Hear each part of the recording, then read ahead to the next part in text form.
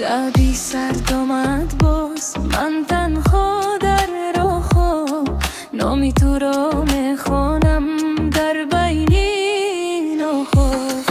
چشمانم پر از باران، خاطی رهادم سفر. تو رفتی به ویدای من، دیلم به خبر. در کجا نگاه کنم، سایه تو پیشی من میسوزد. این قلبی خسته از فراقی جاویدان، دیلم گیره میکند به تو شبها میگذرد.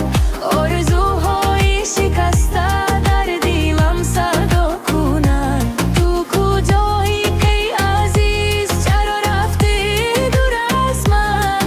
من ماندم با دردها، با اشکی به آخر روان.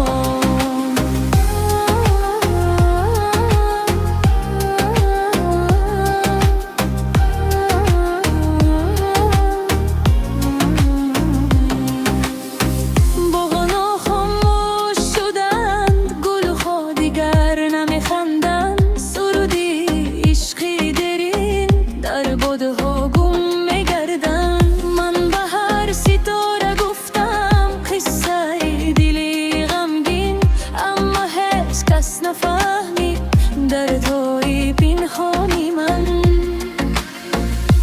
شاید روزی برگردی به نزد این دلی خسته، لیکن وقت گذشته و کی آرزو شد همه رفته.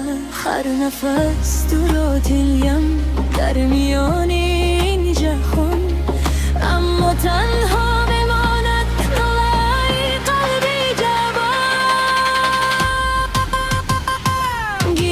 گیره کند به تو زندگی سرد است.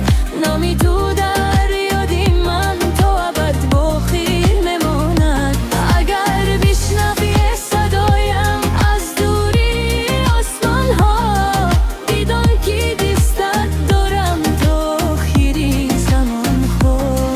شبی سرد میماند با سکوتی به امان، من و یک دل شکسته در میان این جهان.